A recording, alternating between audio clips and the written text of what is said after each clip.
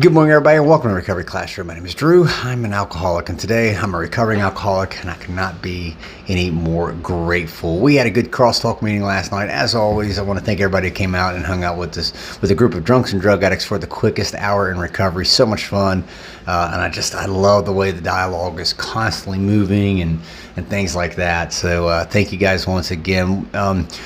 Throughout the conversation last night, there were some kind of reoccurring themes, actually throughout the whole night, at least in my head, which is a scary place to be, right? But it's something I'd already been trying to formulate and wanted to put together for discussion this morning.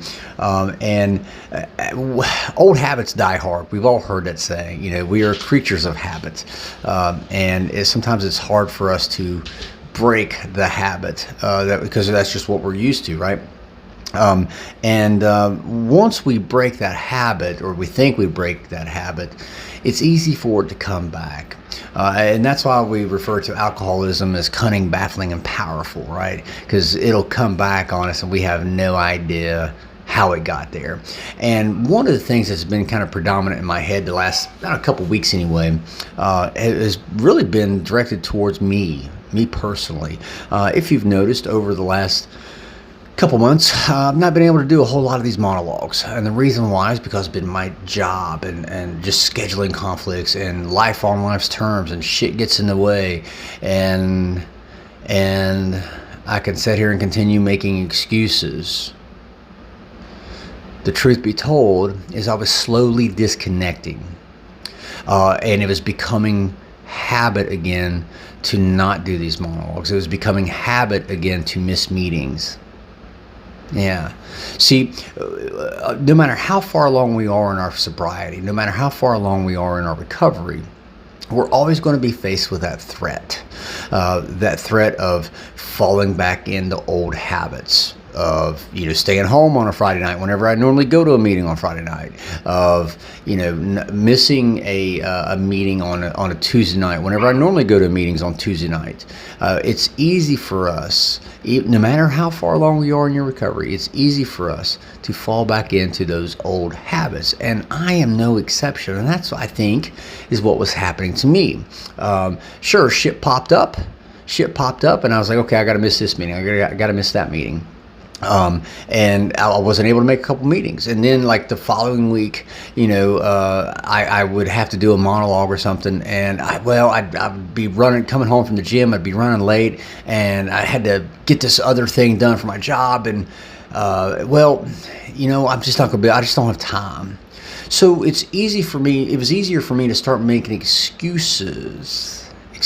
Now, I'm not saying there aren't legitimate excuses. There have been 100%.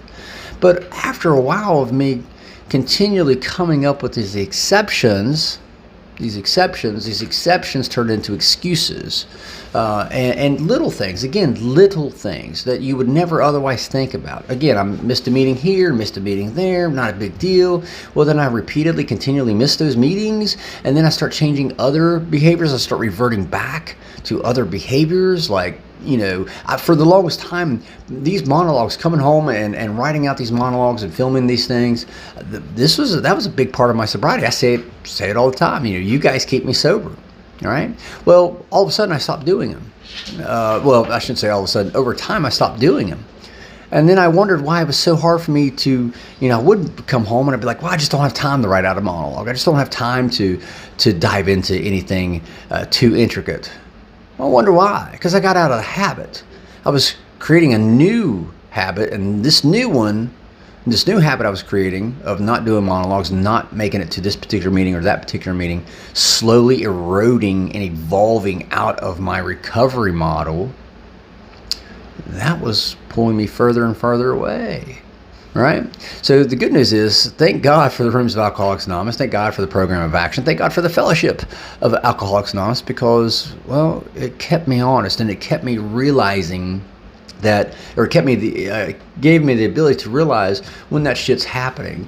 And I'm not going to be perfect with these monologues. I 100% agree. I'm not going to be able to make them every single day, and that's fine. I didn't do it every single day in the first place. I always tried to shoot for at least every other day, and that's what I want to try to do. So I want to thank you guys for your patience on these, but just know that those old habits, they die hard, and it's easy for us to fall back into old ways. And so that's why we have to be cognizant, we have to be aware, and we have to stay connected.